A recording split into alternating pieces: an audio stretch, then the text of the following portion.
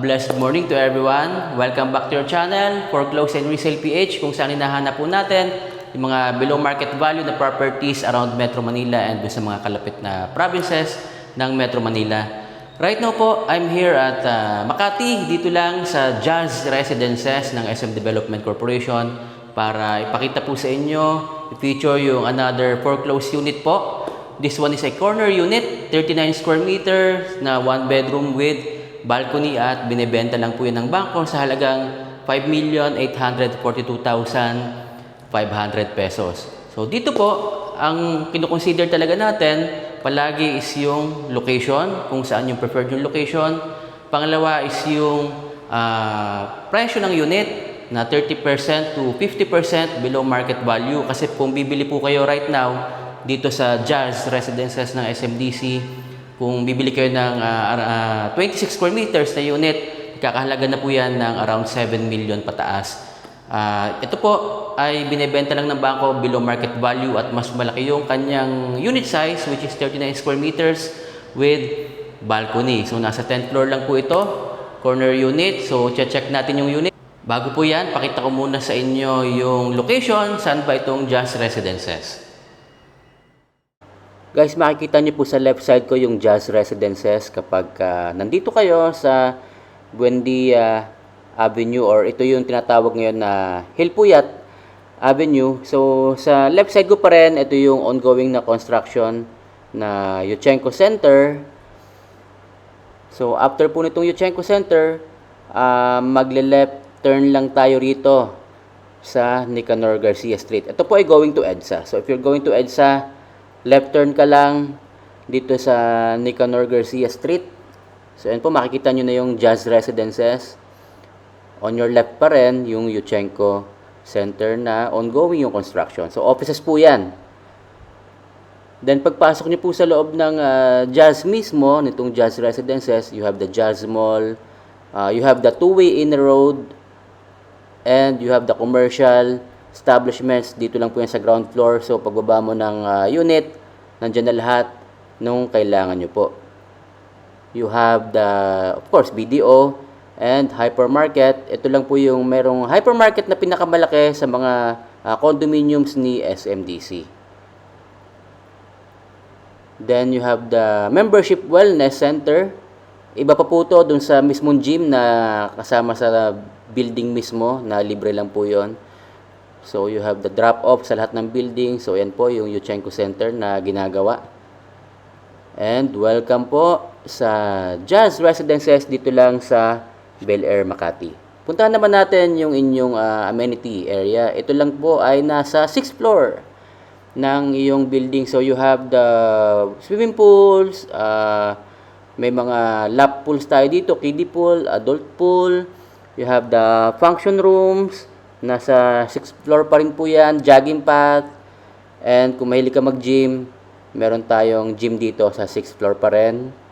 Ang maganda po rito sa Tower B, you have the nearest access sa mga commercial areas.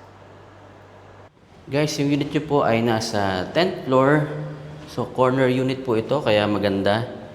At maganda yung kanyang number, 1038. So may number 8. So dito sa side, dahil nga po corner siya, dito sa may hallway, makikita nyo na kaagad yung amenities nitong Jazz Residences. So meron kayong clubhouse dyan. Ito, malaki po yung clubhouse.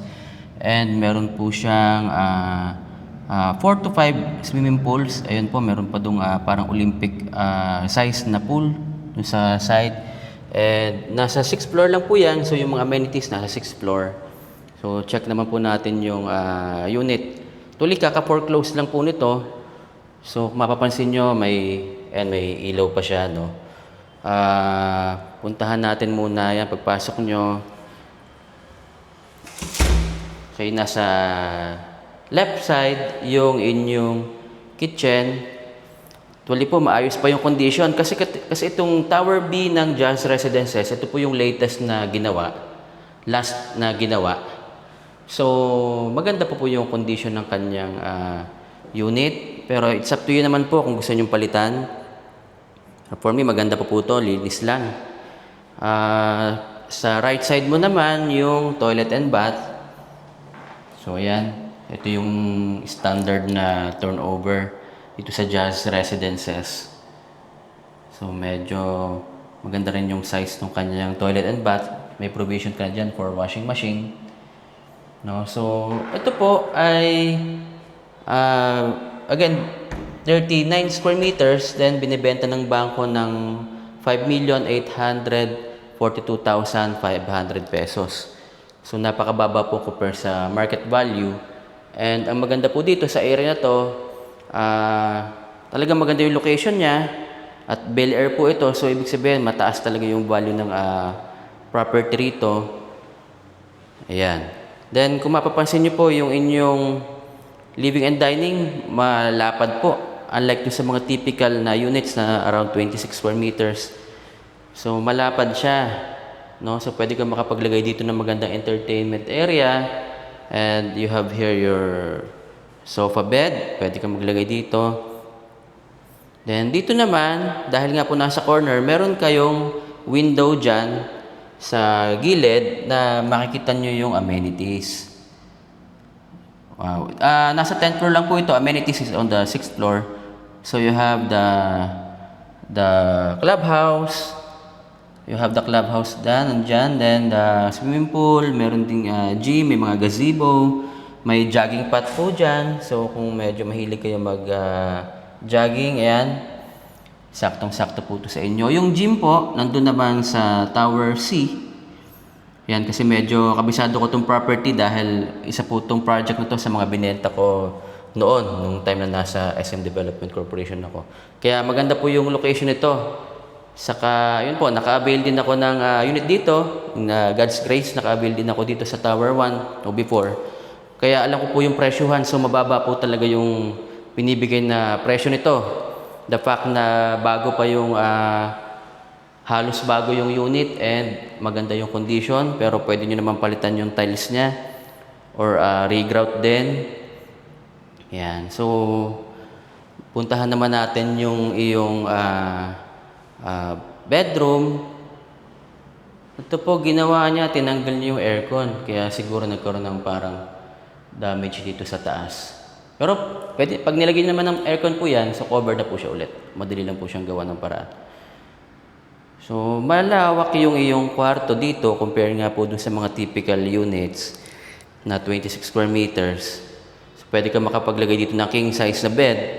If you want, you can remove the partition and pwede nyo siyang gawing glass partition para mas maging mukhang hotel type. Kasi po dito pwede yung Airbnb dito sa Jazz Residences. So makikita nyo rito yung living and dining, maganda po talaga, malaki. Kasi 39 square meters po to. And corner pa, yan, kaya maganda siya.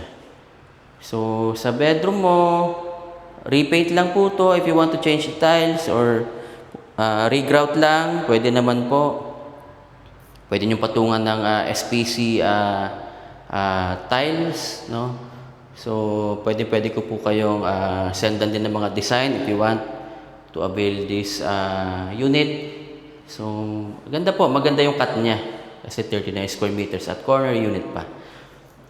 Puntahan naman natin yung iyong balcony. Okay, so yan, sa balcony, pwede ka makapaglagay dito ng siguro 2-seater na table. May maliit lang po, kahit 1-seater lang. So pag nagko-coffee ka, mayroon kang view ng ito po is Makati CBD. Yan po yung bagong gawa na Yuchenko building. Dati po itong Mapua Makati, itong tapat na to. You're familiar with the area. So dati siyang Mapua Makati. And tinanggal na po yun ng Mapua, nilipat. Pero malapit lang po dito. FEU Makati, malapit din. CEU Makati. Marami rin po dito nagre-rent ng mga students, mga office workers. Kasi ito po, pag na-turnover na po to, itong building na to, napakalaki po niyan. So, kumbaga, magkakaroon pa tayo ng bagong market dito ng mga tenants. Kasi yung unit ko po dito, hindi talaga siya na-vacant for the longest time. Siguro mga weeks lang after umalis, then magkakaroon ulit ng bagong tenant. Kasi maganda po yung location at pwede nyo ring pa-Airbnb. Yan. So, ito po, makikita nyo, Bel Air po yan. So, ito yung isa sa mga high-end subdivision talaga dito sa Makati. So, ganda po yung neighborhood. Doon sa area na yun, makikita niyo yung St. Andrew's Church. Ayan. So, maganda po. Ito po yung Jupiter Street. So, pag sinabing Jupiter Street, ito po yung mga ilan sa mga sikat na may mga kainan po dyan, may mga fine dining. Ayan. Ito naman po yung Nicanor Garcia Street. Ito yung dating Reposo na tinatawag. Na yung street. So, pinalitan lang siya ng pangalan. Then, yun na yung Buendia Street. Sa harap nung Yuchenko Building. So, ang ganda po ng inyong location. Ang ganda ng iyong floor level. Ang ganda ng iyong view, especially at night. So, ang ganda po nitong unit. Overall, para sa akin, it's one of the best unit na ino-offer dito sa Jazz Residences. Na foreclosed, no? So, ayan, bago lang po ito na foreclosed. So, yan po yung unit. Yan po, napakita ko na sa inyo yung unit at yung location nitong Jazz Residences dito sa Bel Air, Makati, corner ng Nicanor Garcia and Jupiter Street. So, dun po sa mga interested, na i-avail itong unit na to, nandyan po yung aking number at email address. Please message me po. Nandyan po para matulungan ko po kayo para ma-avail yung unit na to. So, napakaganda. Corner unit, below market value. Ang ganda ng location. So, pwede nyo rin pa-Airbnb. And subscribe na rin po kayo sa inyong channel kasi every week po, meron tayong mga pinipicture ng mga foreclosed properties. Baka sakaling yun na yung property na para sa'yo. At kung gusto namang makuha yung mga listings within Metro Manila and around the area ng Metro Manila, nandyan po yung aking WhatsApp, email address, and Viber number. Message lang po kayo. Again, this is Jason, your real estate broker. Find, invest, and own your property.